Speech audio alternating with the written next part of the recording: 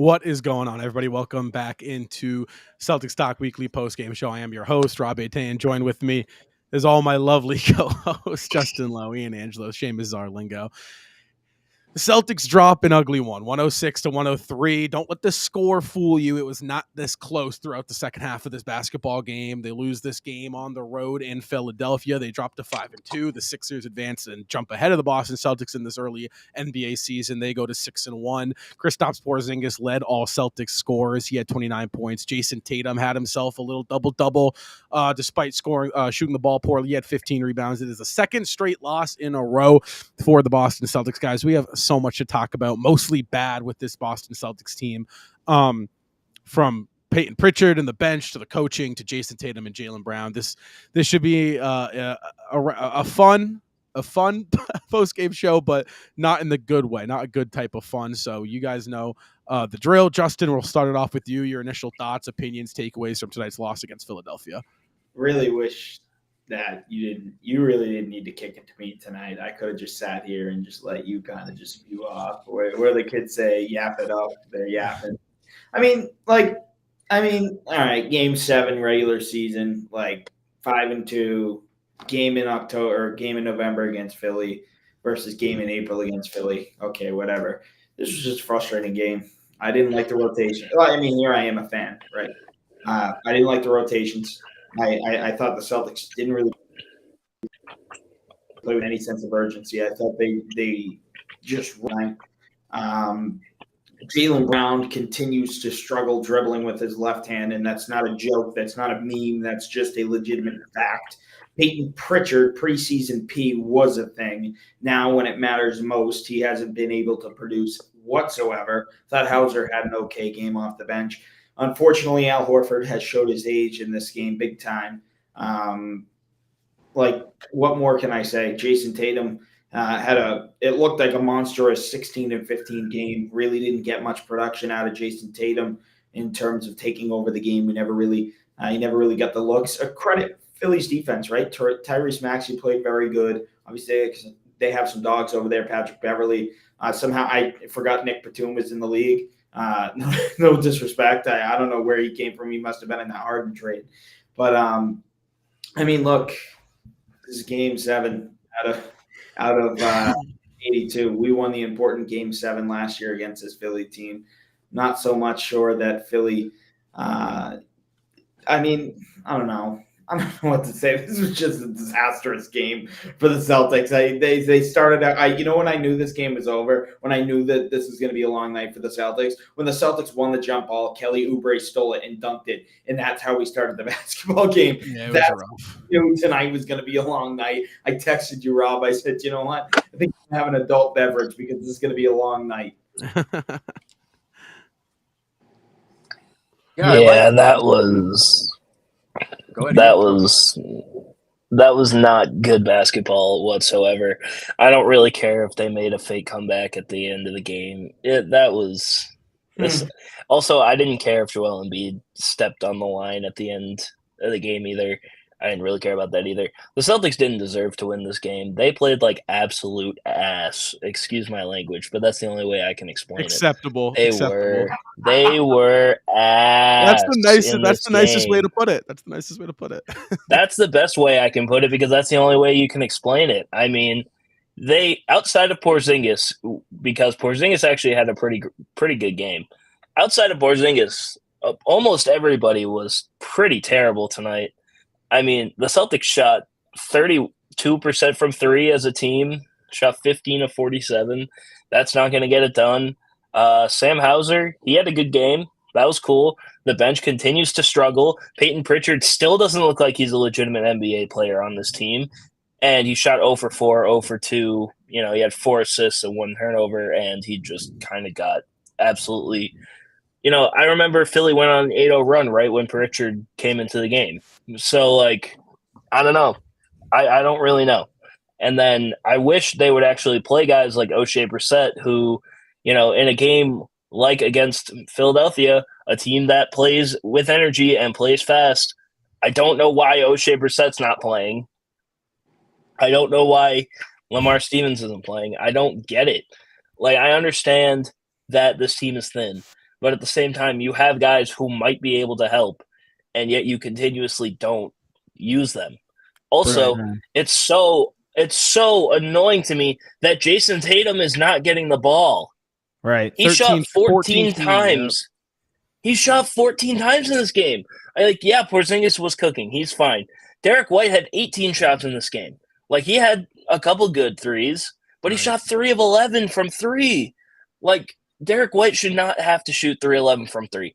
Jason Tatum should get the ball. They should find a way to get Jason Tatum the ball all of the time. I don't care if he has to be the point guard. Give Jason Tatum the ball. He's your best player for a reason. Do you not remember what he did last year when he had the ball in his hands?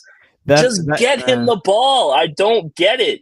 And I know he's getting doubled, but he can make plays out of that, and it makes it even better. Like, just get him the ball, and good things are going to happen. I just don't understand their philosophy behind that. Happened in that Minnesota game, too. Exactly. Yeah, oddly enough, these kind of performances give us more to talk about, but the topics are never good.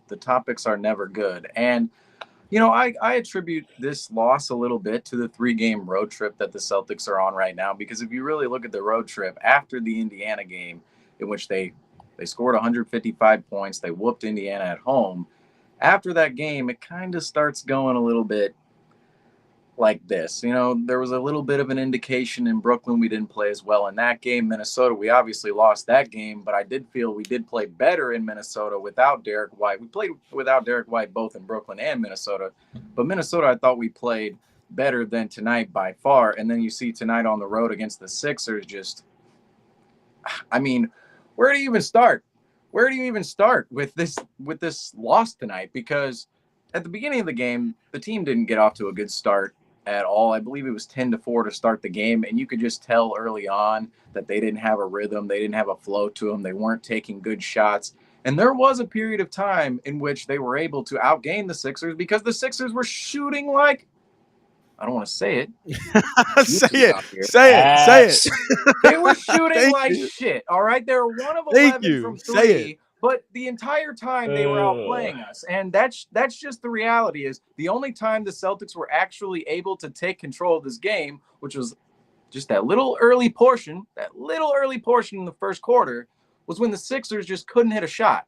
Otherwise, when the Sixers were actually hitting their shots, which of course they went 42 of 95 tonight, took 5 more shots than us and hit 6 more than us? They took 5 more shots and hit 6 more than us. So, I mean, just by that math alone, the Sixers, they had total control of this game for most of the game. The Celtics, they looked lethargic for most of this game. And I do attribute it a little bit to the Celtics not being as aggressive, as physical as they could have been in this game. And, of course, you guys talked about it already. Some of these other guys, I think Lamar Stevens and O'Shea Brissett, they need to be playing a little bit more. They do. Absolutely. But other than that, too, the Sixers, they were really good in this game. You got to give them credit. The last 2 opponents we played were super physical with us, forced us away from the rim, forced us to create on the perimeter, and that's just something we haven't really been able to do the last 2 games if we're not getting into the paint, collapsing the defense, and creating those open spot-up shots. And I even sent you guys a stat ahead of this post-game segment here that, you know, kind of paints a little bit of a picture for the Celtics this year in terms of teams, their ability just to physically dominate teams to get by the basket is dwindling, because the last 2 years, the Celtics, you saw them be able to get towards the basket. Jaylen Brown, Jason Tatum, collapse defenses, spot up shooting. They were first in spot up shooting frequency the last 2 seasons. This year, they're 29th. So just in terms of frequency alone, and that's just not even points per game. Points per game, I believe it's an 11-point discrepancy of what they're creating per game via spot-up shots now versus the last 2 seasons. When you saw the last 2 seasons, we're clearly one of the best offenses in the league. This season, I think some of the numbers are a little bit skewed already because we dropped 155 on Indiana, but otherwise, the last 2 games have not been pretty offensively. And defensively, they've been okay, but, I mean, offensively, that's really where you're looking at this team. That's where they're going to dominate teams. Defensively, they have taken I don't want to say they've fallen off a cliff because that's not happened at all, but you're just going to be a little bit less Right. defensively oriented when you get rid of players like Marcus Smart, Grant Williams, Malcolm Brogdon. You do bring in Drew Holiday, but Kristaps Porzingis, Robert Williams, of course, he replaces him. You still have those intangibles there, but it's just not going to be as high of a level as it was a couple of years ago or even last year. And offensively is really where this team's bread and butter is now. And the last 2 games, they have just not been able to get into a rhythm, not been able to collapse the defense, not been able to get into the paint. Other teams, Joel Embiid, Rudy Gobert, even, Karl Anthony Towns at times, Naz Reid, they were super physical with the Celtics. And you just saw the Celtics are having major problems with that right now. Yeah, and you saw Missoula talk about that in the post-game show, or not the post-game interview. Man, so where do I even start? Because there really is just so much to talk about. My initial thoughts on this game is that this team hasn't figured it out yet. I also think that there might be a formula to beating this current Celtics team that we've seen both the T-Wolves and the Sixers do, and that is really physical defense. I think this when you have a basketball team like the Boston Celtics, who are one so new and two so perimeter centric, if you can take them off their lines when they're attacking the rim, get physical with them, it's going to be tough to get inside. It's going to be tough to get into the paint. So I think that's one takeaway. Another takeaway I have is that we're not shooting the ball great. The past 2 games, we're shooting the ball terrible, actually, and I don't think that's something that's gonna necessarily stick. I don't love the shots we're taking, mind you. I thought there was a lot of isolation play, a lot of just bad shots, a lot of rush shots, a lot of shots where people were kind of playing hero ball. I want to go back to Ian's point because I think it's absolutely hands down, no question, the most important talking point, or one of the most important talking points of the show. That is going to be Jason Tatum. He is the engine that drives the ship. Every game, this guy needs to have the ball in his hands. Last game, we saw it in Minnesota. Brown went for the game winner. He got a good look at it. However, that needs to be Jason Tatum. Tonight, we've seen it countless times, and I saw it in Minnesota in the first quarter where the Tatum hadn't touched the ball, and I was doing a play-by-play. In the first 6 minutes of the game, his one time touching the basketball was off an alley-oop. And then they gave him the ball out of a substitution. He turned the ball over twice because they gave him poor looks. You have to put Jason Tatum in positions to be a successful basketball player. We've seen it this season. Post-up opportunities, pick and pop opportunities. I mean, we've seen it from this Celtics team. So I think Jason Tatum needs to get the ball in his hands more. That's coaching. No question, that's coaching. And I think tonight, Missoula really dropped the ball.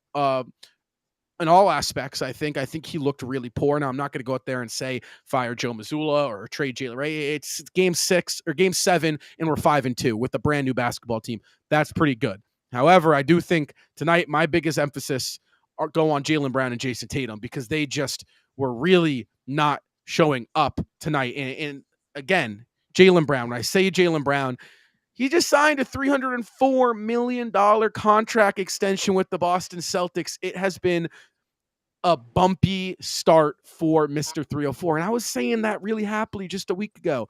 Tonight, Jaylen Brown in the loss versus the 76ers had 11 points, 2 rebounds, 2 assists, 4 turnovers. His second straight game, Jaylen Brown having more turnovers than assists.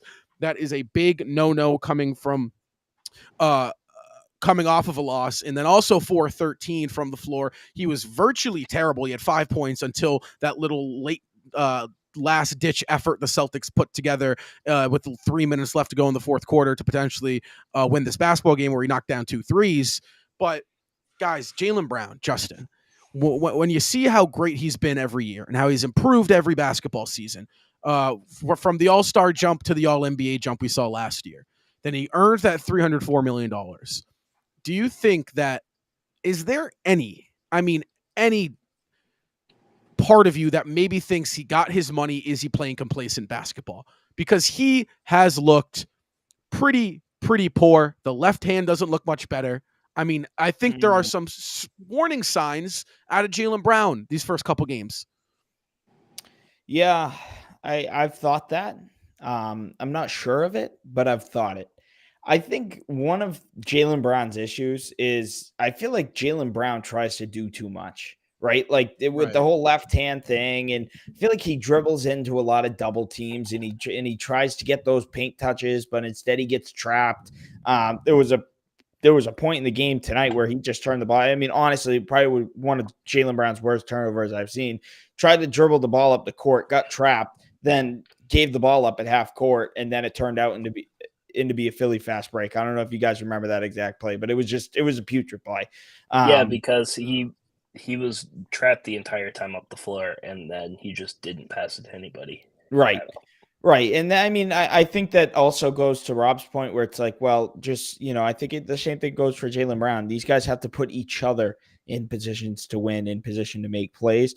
But at the same time, I don't know. To me, it's a little bit concerning because we've seen Jaylen Brown at times. I know, again, it's only 7 games in, 7 games in, but we've seen Jaylen Brown play very solid at times, but he didn't look good in that preseason opener against New York. He didn't look good tonight. He really didn't look good against Minnesota.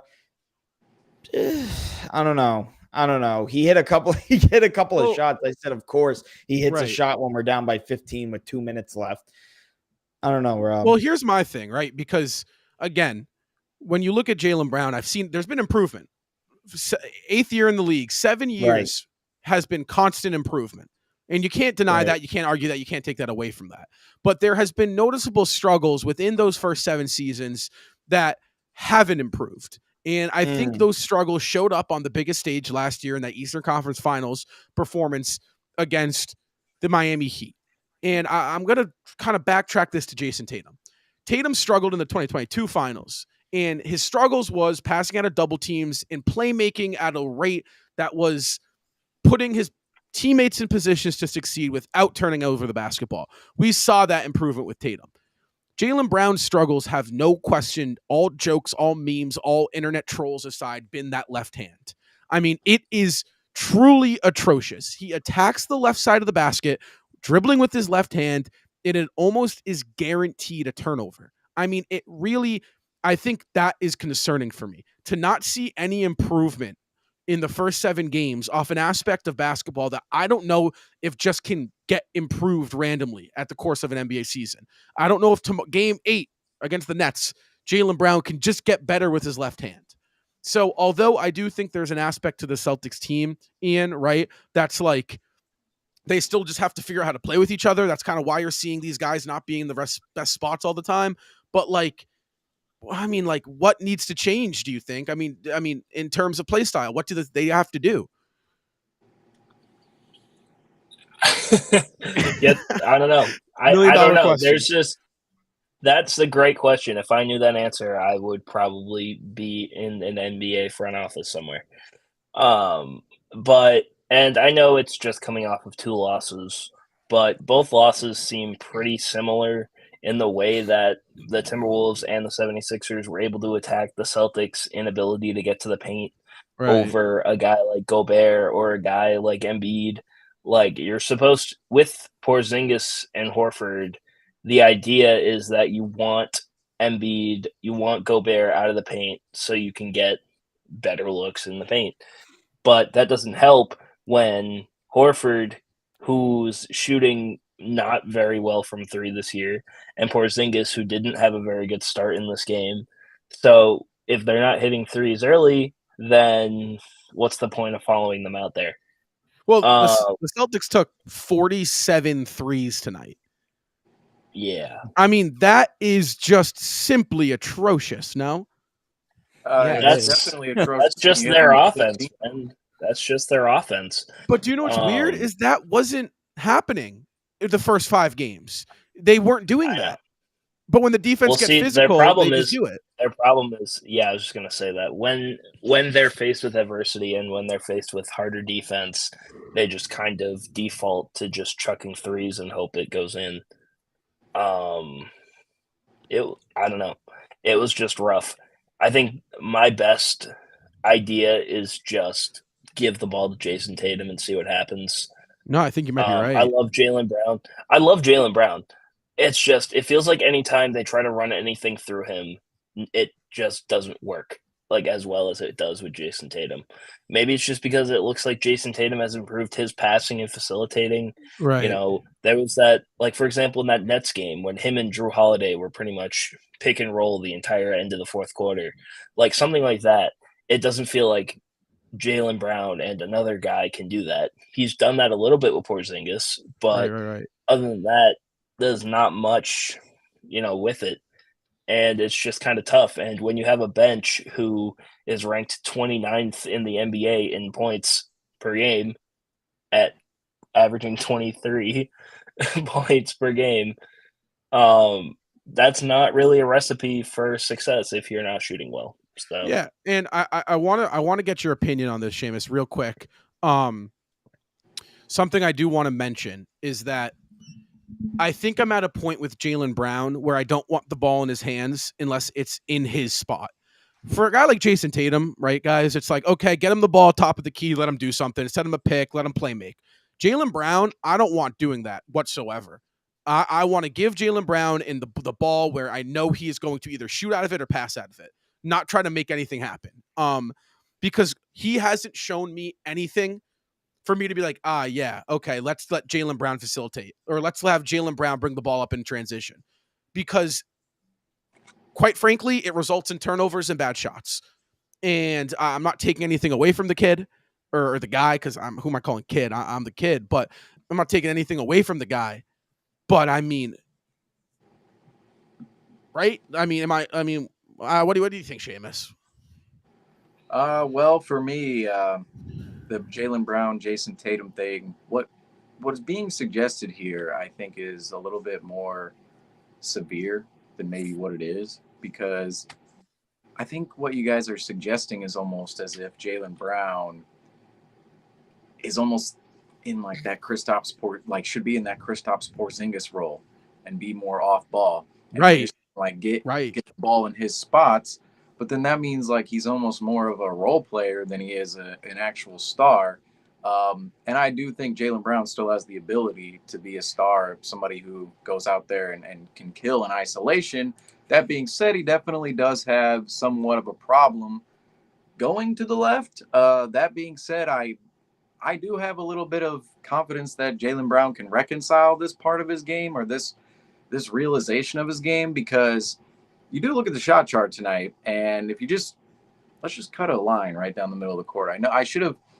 I don't know. We can't get this should be up on a graphic, really. But if you go look at the shot chart for Jaylen Brown right now, if you cut a line right down the middle of it, right, and just split it from left to right, 1, 2, 3, 4, 5 attempts, really majority on the left. There's one, arguably another one on the left. So basically 6, 1, 2, 3, 4, 5, 6, 7. So what, he had 13 shots tonight, I believe. Is that correct? Can someone verify that? Okay, so 13 shots tonight. I don't know, half of them came on the left side.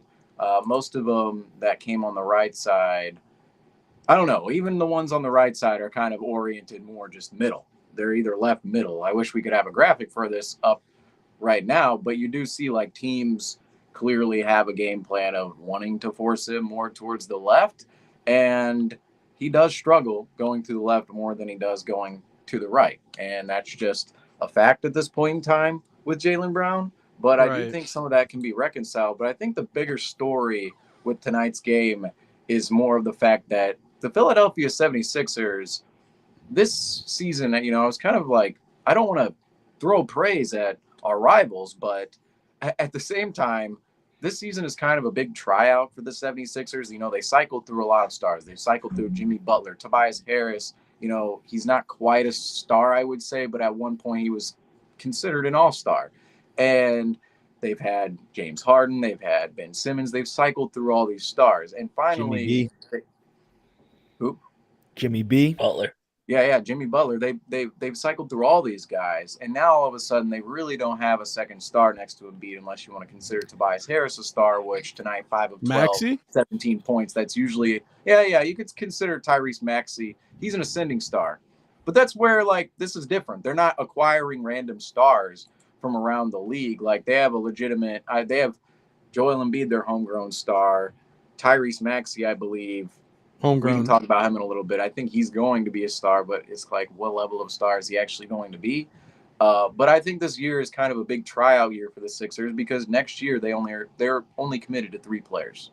3 players, and one of them's non-guaranteed. One of them's Joel Embiid at $51 million, and you'd think they're probably going to extend Tyrese Maxey. So basically 4 players next year. The other 2, Jaden Springer, and I can't remember who the other. I think Paul Reed. Paul Reed. They just signed Paul Reed back. Paul Reed, Jaden Springer, and Joel Embiid are the only 3 commitments they have next year. They'll probably commit to Tyrese Maxey, so that make that 4. And then after that, they have some money to spend. They have spots to fill out. They have some of their own free agents that I would think they will probably want to re-sign. You know, there are some guys on this team you probably want to keep around. But other than that, they don't have Doc Rivers anymore. They don't have Brett Brown anymore. Those 2 coaches, you know, for as much praise as they've gotten over the years and as good of coaches they are, as tacticians, they've always been questioned. They've always been questioned as tacticians, and they're almost more hoorah coaches, right? Well, the 76ers now have a tactician as their head coach in Nick Nurse. And the Celtics, we saw what they brought in this offseason. Charles Lee, he's a candidate to get a head coaching job in the future. Sam Cassell, he's been a candidate before. Both these guys, Charles Lee and Sam Cassell on the bench, they've been candidates to get head coaching jobs and will be in the future. And of course, Jeff Van Gundy, he's in the front office now.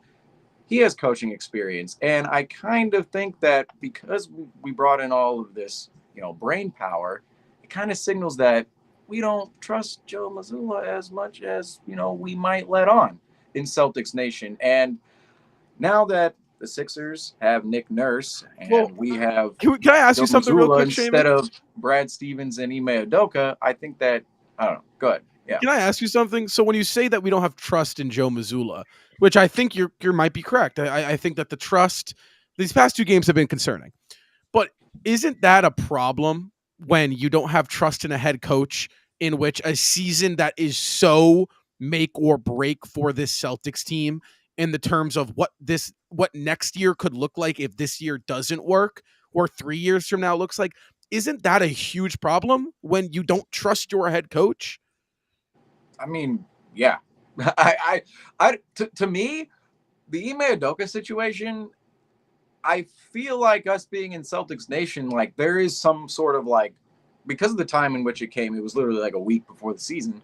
There was kind of like some sweeping under the rug of it, right? Like, this is big, this matters, but okay, we're about to play like Joe Mazzulla's our head coach. Let's get behind Joe Mazzulla, and you know we're hyping this man up now, and everybody's questioning this man. But in reality, it's like, to me, Ime Udoka was the guy.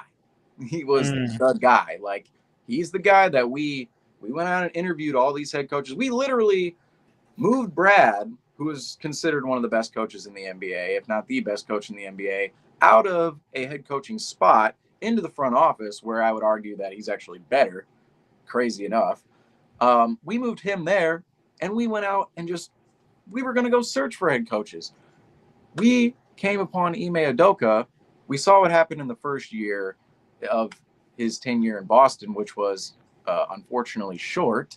We went to the finals. We went to the finals after it was a complete and utter disaster. Now, I will say that roster was put together quite well by Brad Stevens, but you saw what happened at the beginning of the year and the year before that.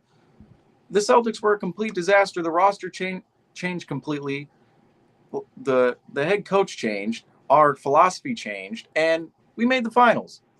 Afterwards, head coach totally gone. The motivator, the tactician, completely gone. And now we're rolling with Joe Mazzulla, who I do want to believe in, because I do think in the long run, Joe Mazzulla can be a great head coach.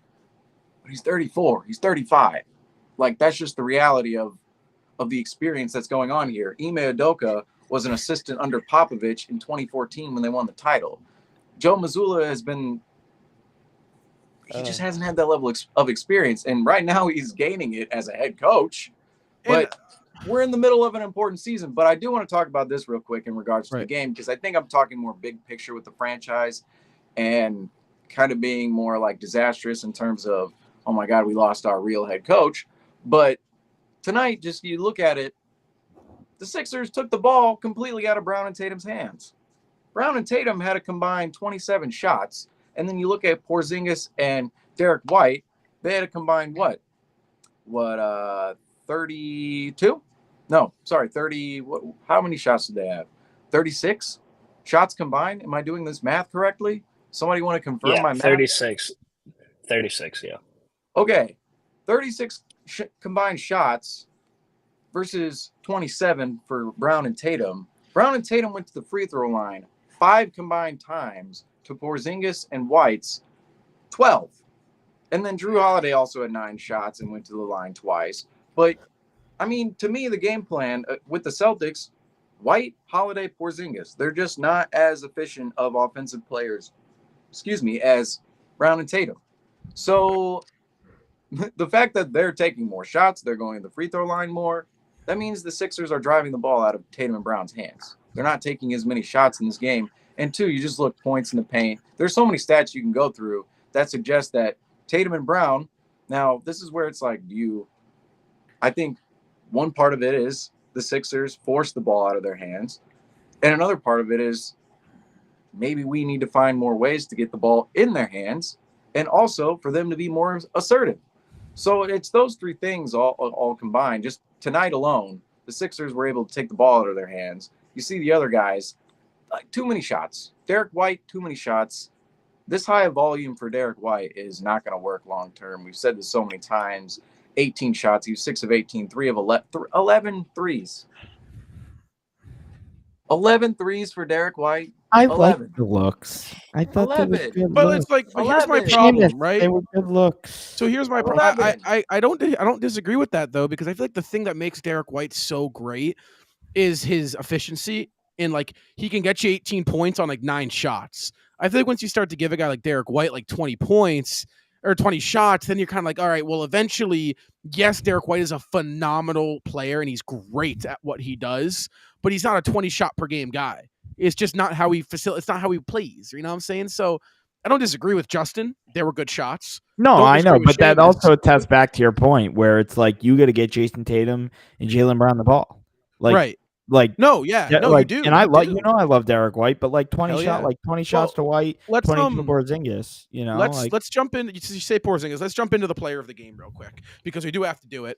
Kristaps Porzingis is tonight's player of the game. He had 29 points, 5 rebounds, 3 assists, 55.6% from the floor, knocked down 2 threes, which was I hate to say it was in Rob's same game parlay of the day. We were a Drew Holiday assist shy of hitting. Guys, Porzingis was great. Let's take a look at the player of the game tracker as well. This is Kristaps Porzingis' second player of the game of the season. He is right behind Jason Tatum, who was still in the lead with that 3. Porzingis obviously having that player of the game performance the first game in New York, and then here he is again tonight on the road against Philly. Despite the loss, Porzingis was great. I do want to talk about Kristaps, but we kind of addressed it. So I know this is a little off topic because I do want to hit this point. But quickly, guys, a quick round. Porzingis, what was so great about him? He was the only one that hit shots. I mean, yes, it was that, but also he played pretty solid defense. I mean, he wasn't amazing. It's still Embiid, but he still played pretty good defense on Embiid, which is kind of encouraging a little bit.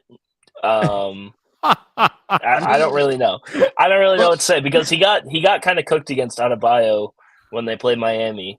So I'm pretty okay with him guarding Embiid, and apparently Drew Holiday is an Embiid stopper now that I didn't know. So but that has nothing to do with Porzingis. All right, well, I'm a little interested to see how the fan base reacts to Porzingis long term, because to me, it's like he can shoot over anybody. Okay, he can shoot over pretty much anybody except for maybe Victor Wembanyama. Like tonight, if you just get him switched off of Joel Embiid and get him a matchup near the top of the key against someone a little bit smaller, I mean, if you can get him a spot up shot up there, I mean, he can even shoot off the dribble up there. He can shoot over a lot of dudes. Like tonight, that was something that's very evident. That's why he can rack up 18 shots, is because he can shoot over a lot of guys. However, physicality, just not a huge thing in Porzingis' game. You saw the last 2 games. We played 2 really physical teams. He's soft. Gobert, say it as it is. Naz Reid, Joel Embiid, Paul Reed, all these guys took it to him. They did. Right. They really took it to him. And he's going to be a deter. He's going to be somebody who deters shots with his length all season long. But just from a physical aspect, guys are able to go through him. Like, that's just going to happen. And most of his deterrence is going to come from his length and not his body. Right. So I think Porzingis needs to be used in the pick and roll almost every possession down the court. I think that is where the action should start, with a Porzingis pick and roll or pick and fade.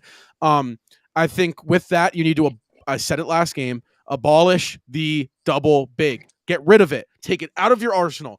Don't even think about doing it anymore, Joe Mazzulla, because it does not work. Al Horford is not at a point of his age where he can be guarding the perimeter and be a high volume defender. Al Horford needs to be in the paint. He needs to be guarding Joel Embiid. It's simple. You got to keep it simple for Al. He's not shooting the ball at a high enough clip to be sitting at the 3-point line, and you want to give Al Horford those pick and roll looks. You want to give you need to give Al Horford his looks. So with doing that, no more double big. I don't want to see it, because I know for a fact that they'll be more effective and they will both play better basketball if they just can play the center position as well.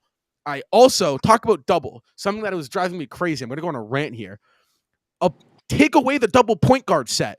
You don't need two point guards on the court at the same time. Let Derek White run the point, and let Drew Holiday run the point. There is no reason. Pritchard.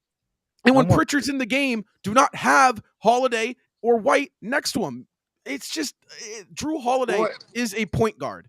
Derek White, you can maybe swing to the 2, but you cannot have. I was watching it, and I'm pretty sure the game against Brooklyn, at one point, Pritchard, Holiday, and White were all out there together. And I'm sitting here and I'm thinking, this just takes away from what these three do best. They just do not play off of each other. You are putting 3 guys randomly together. And I think that absolutely needs to stop, because Pritchard has been so poor this season to start the year off, for sure. But I also think, again, it goes back to coaching. Mazzulla is just simply not putting these players in positions to succeed these last 2 games. He was doing it in the first 5. They looked great in the first 5. They were in positions to succeed.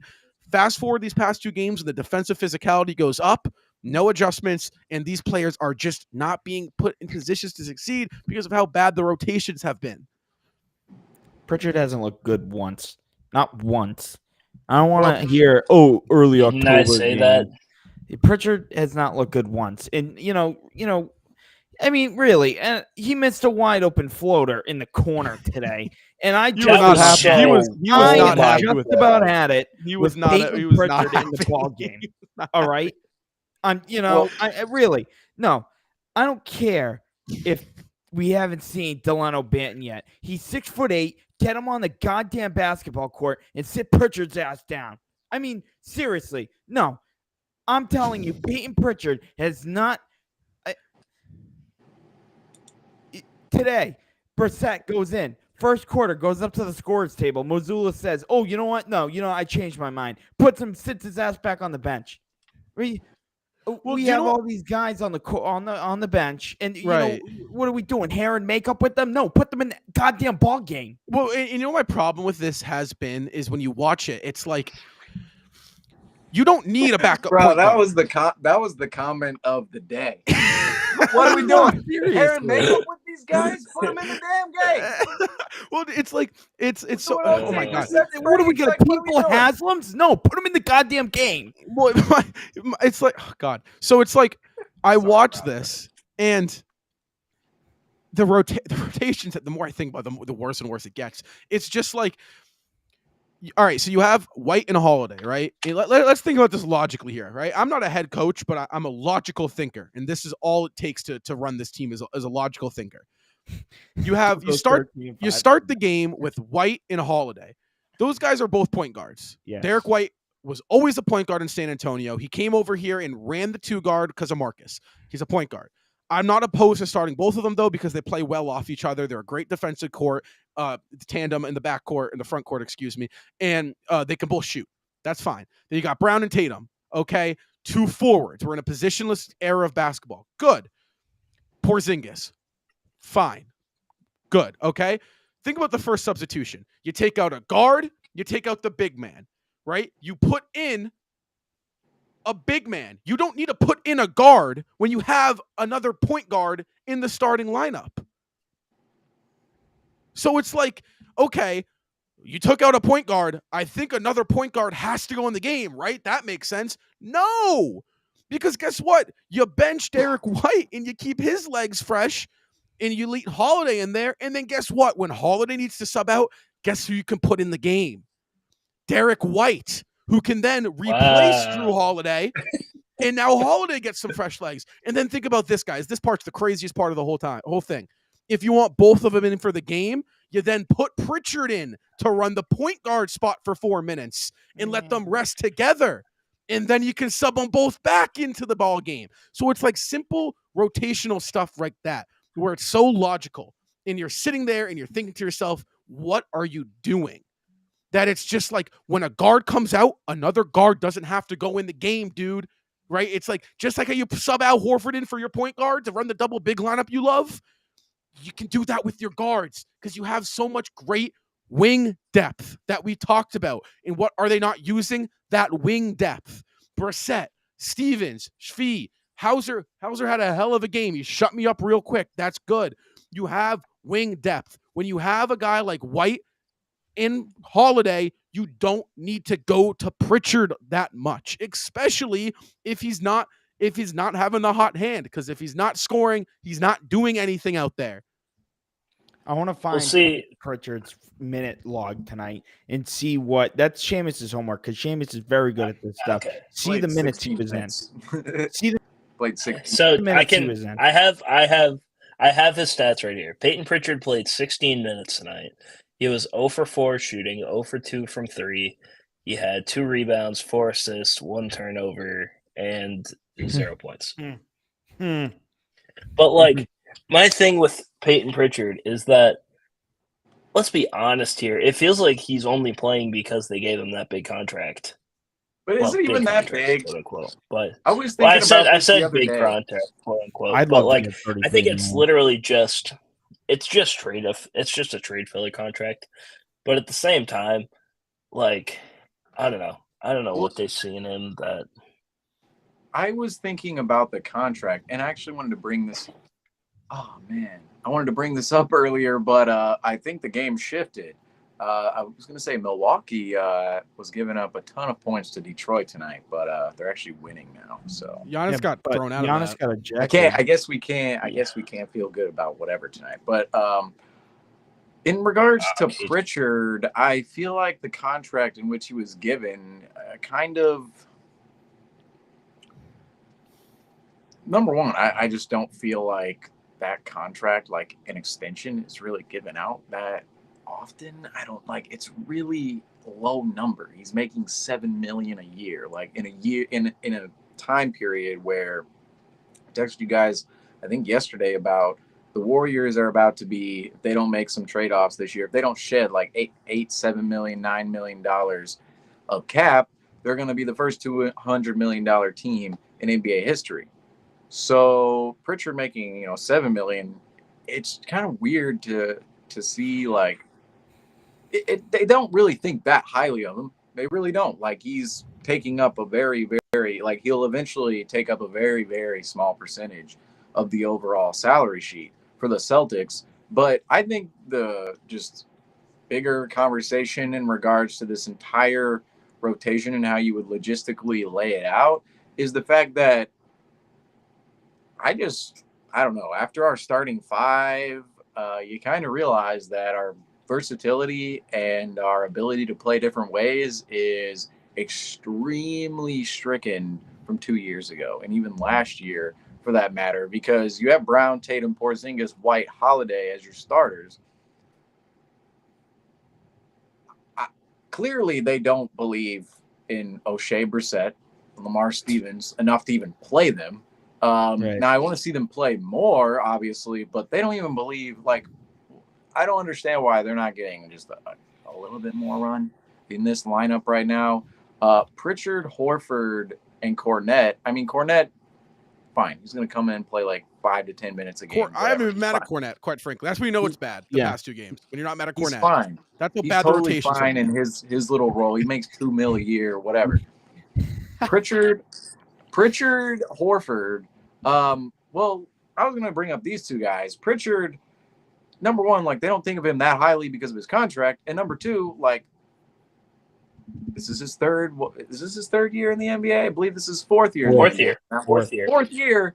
Still struggling to score some points. He still needs summer league. Just saying, struggling to score some points consistently as a guard off the bench who plays usually 15 to 20 minutes a night, and that's been most of his career. So it's 4th year, and he's supposed to be the spark plug scorer, somebody, and defensively, I'm just saying this too with Pritchard. He competes, but there's no size whatsoever. So if he's not putting the ball in the basket and he doesn't have any size defensively and he's only competing, it's kind of asking the question of like, well, maybe we should go look somewhere else. And I'm not saying that we should blame Pritchard for everything, because that's not what I'm saying at all. But I'm saying that he's maybe not as great of an option as Celtics Nation tends to think. And for Horford's sake, I still like what he brings defensively every now and then. I still think he's a pretty good shot deterrent at the rim, and just positionally, he's very sound out there. However, if you just look at the shot chart this season, after he had that great game in New York, the first game of the season, we came on here, we're like, Al Horford, yes.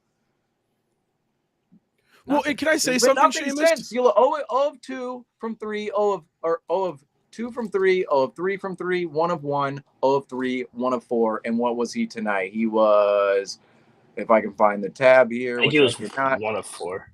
He was 1 of 4 again. So yeah, he hasn't been able to hit a 3-point shot, which is the majority of shots he's taking nowadays, because he's not getting any looks around the rim either. 0 of 6, 4 of 9, 1 of 3, 4 of 7, 1 of 5. And then tonight he was 1 of 6. 1 of 6. Well, do you know what? 1 of 6. So he's not making shots either. either. So both of these guys are just not as high level options as we think they are.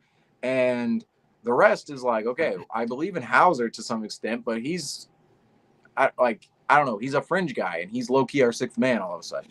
So I don't know. I just think the rotation, like you're looking at it like, okay, the top is really good, but then we don't have. We've taken away our ability to play different styles. I believe our head coach is certainly not as. I'm trying to find the correct words to be. This speaks everything to me. Tonight, O'Shea Brissett stood up and walked to the scores table. In the first quarter, it looked like O'Shea Brissett was going to sub into the game. He then didn't play. He got up to go play. Mazzulla sat him down and never looked back at him. That tells me that there is real confusion with Joe Mazzulla. And listen, guys, we have to close out the show here because we're coming up on our time. Maybe you just want to gum, and we just thought he was going in the game. It looked like he was at the scores table. I don't know. It looked like he was at the scores table, yeah. Wait, so we are live. All right. We are live right now. Somebody get a charger. Oh, anyway. We're on live. Right? Somebody get a charger. Something I do want to talk about is I've seen a lot of hype about Alex Caruso coming in, possibly like a trade package for him. But like, who are we trading out for Caruso? That's what I'm saying. What just happened? Is Peyton Pritchard seen as like a viable asset in like a trade for that? Like, obviously you're gonna have to throw in a 1st-round pick, but like, is a 1st-round pick, Peyton Pritchard, Al Horford, whoever you want to throw in, is that enough for like a guy like Alex Caruso? I don't know. So, what? All of a sudden, it's like, oh my goodness, this is definitely an all-in team, because you have Brown and Tatum, Porzingis, White, Holiday, Horford. And to me, it's like Horford is not 2 years ago Horford. And even 2 years ago, Horford was probably more minimalistic than we even realized, although he was very good 2 years ago. And, I mean, we don't really have any draft capital in the future. I mean, we have – I'm going to look this up, but, I don't know. But our draft capital is definitely less in the future from the deals in which were made. I don't know exactly which picks we sent out. We sent out 2024, 2028, and 2029. So we still have 2024 in the Derek White trade, 2028 in the Kristaps Porzingis trade, 2029 in the Drew Holiday trade. We still have 5, 6, 7, but there's probably some type of provision that states that we can't trade 5 or 7. Well, we're in that second tax bracket, that apron, that second apron that really restricts us in terms of what we can. I mean, we can't really go into the buyout market. We still have that Grant Williams TPE we could send out for something, but if you're trying to find a player in today's NBA that falls into $6 million, where do you really look? Well, I just like how many avenues to me, like they're just, I look at like, okay, how many avenues is there for a team to change up what they're doing? Because, you know, you can do that with picks, you can do that with signing free agents, you can do that with trading away assets in which you have, you know, depending on what their contract structure is. And you just look, the Celtics to me have 5 guys who they're just straight up not trading. They're not trading Brown. Well, Tatum, I don't know. I don't know if it's Holiday. time. I don't know if it's time to start talking about trades now. Well, I know, but Yes. I'm just saying, like in terms of, yeah, you're right about this. But just projecting ahead, it does feel like this team does have some sort of a depth issue, and this is where it's like you hope this is solved by you play Brissett and he looks good. You play Lamar Stevens now. I don't have as to me. I'm more of a Brissett guy than a Lamar Stevens guy. I like Brissett in Indiana. I can't believe we even signed him. And Brad, to me, is just like a godly GM. But you hope that he's good. You hope Sam Hauser continues this. I mean, I don't want to say the streak he's on, but the streak that you know that he can't get on. And Horford and Pritchard, you want them to make more shots. You want them to make more shots, period. And I think, like, if you're looking at Pritchard, like, if he can go, 3 of 5, that's all right. I think that's all right. Like, that's all right. But I also think about this with Pritchard, too. A couple of years ago, remember how he was being used off the bench is beginning of the fourth quarter, we give our guards a rest. Pritchard, go in there. Every time you get the ball, just shoot it. We're going to run in transition. We're going to push the pace to start the fourth, really run up and down the court. Pritchard, go ahead and shoot it. We're going to give you the green light. Now it's like, okay, Pritchard is like a legitimate backup point guard. And I don't know. I don't know. Just projecting it, I definitely feel like this team has a depth issue.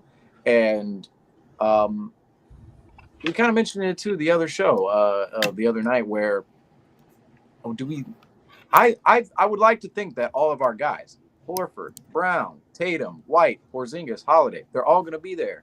But we all know, like, these guys miss time. Every single team, like we see with the Nuggets already, Jamal Murray is missing time already for them.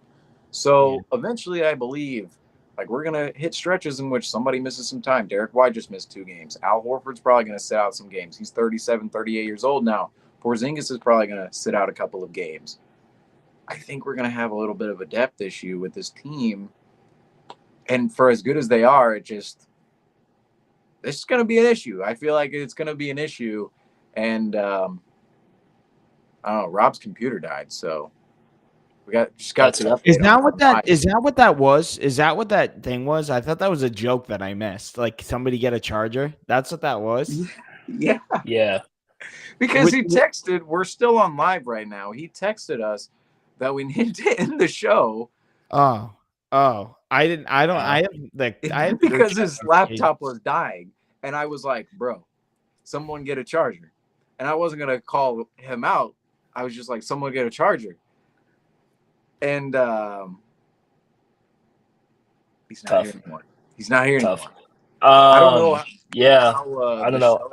Exactly. I don't know. Like Justin can. I don't know. I can end the show, but before I end the show, I do want to bring this up because I do want to talk about this really quick before we go. Because our next game is against Brooklyn Friday, November 10th, 7:30 p.m. Not 7:30 p.m. on ESPN. It is a play-in tournament game, the first ever play-in tournament game. How does Joe Mazzulla deal with the rotations of a play-in game? I think this is something that we're going to have to learn because this is his first one. This is our first one as fans as well.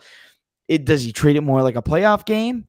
Does he treat it as just a regular season game? I mean, how do you think, Ian, we'll start with you. How do you think Missoula kind of handles this, or what do you expect, I guess, out of this?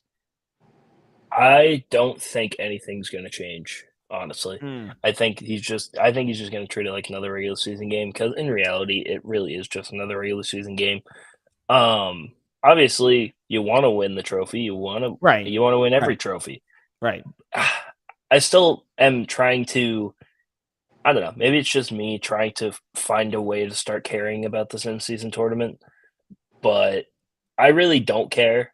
Honestly, I feel like that just opens up more potential for injury, in my opinion.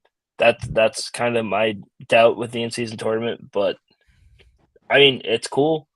I think it'll just be like any other game, unless Brooklyn's treating it like a playoff game. Then I don't know. I'm just gonna bring up this question real quick.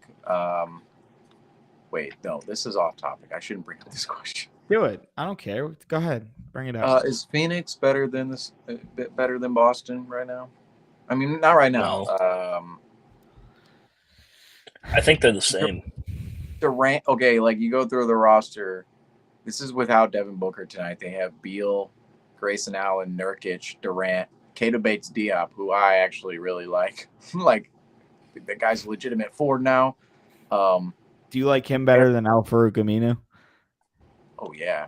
I mean, Keita Bates-Diop is like 27. Aminu was your guy. But I have this soft spot for, like, these lengthy forwards who can shoot threes. And obviously, like, that's, like, where the league has gone. Like, that's where the league is totally gone. But Keita Bates-Diop, he kind of was this, like, weird, kind of wonky, big guy / forward in college at Ohio State.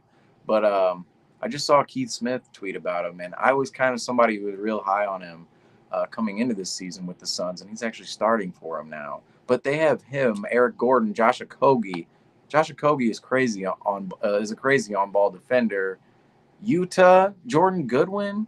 Jordan Goodwin grew up literally like 8 minutes away from me. Like literally up the street, up the highway. Utah Watanabe had a good season with the Nets last year. Drew Eubanks, and that's without Devin Booker. Like, you look at that team, and we look at the Celtics now, it's like, oh, yeah, that's a little interesting. Just a little interesting. But that was off topic. Going back to the Celtics and the Nets, I don't think that the rotations will necessarily look any different in the in-season tournament per se. Rotations to me always matter based on matchup and not necessarily event, because even in the playoffs, like, we'll see, certain rotations, a guy is a starter throughout the season, and then boom, this team hits this X matchup in the playoffs, and this guy's coming off the bench, or this guy maybe is still starting, but instead of playing 30 minutes, he's playing 15 minutes. So, it all just depends on matchup. And against the Nets, which is unfortunate, let's see if I can get their roster up here. We played them a couple of days ago, actually. Hey, we're missing some guys. Yeah, and they played us well despite missing a couple of players too. They didn't have Cam Johnson that night. They didn't have Nicholas Claxton. Like, we were we were way bigger than them that night. I mean, also didn't have Simmons as well. So, I think for certain if all those guys play, or two of those guys play, it's going to look a lot different than it did last Friday. But ultimately, the Celtics, we kind of discussed for a lot of this post game here, the Celtics, to me, they don't have as many ways to play. They're not as versatile as they were a couple of years ago, unless some of these bench guys do start hitting shots, do start coming around. And even then, I don't think just defensively and offensively as ball handlers or point of the attack defenders or off-ball defenders, they're as elite as some of the players we've had in the past, such as Robert Williams, Marcus Smart, Grant Williams coming off the bench, even Daniel Tice. People forget about Daniel Tice. Those guys are all high IQ, elite. I shouldn't say elite players, but they do things defensively and offensively that you could consider elite. And we are missing that presence nowadays. We are more elite at the top than ever, but we are missing some depth. And to me, the rotations they're gonna look the same a lot of nights.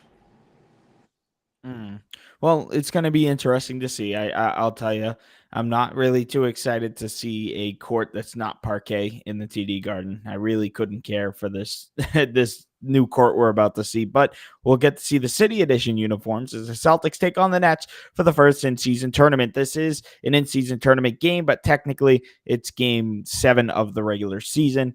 All that ties together, and a trip to Vegas is on the line. So Celtics and Nets. We'll be back here Friday night for Celtics Postgame Live. But for now, I'm Justin. That's Seamus. That's Ian.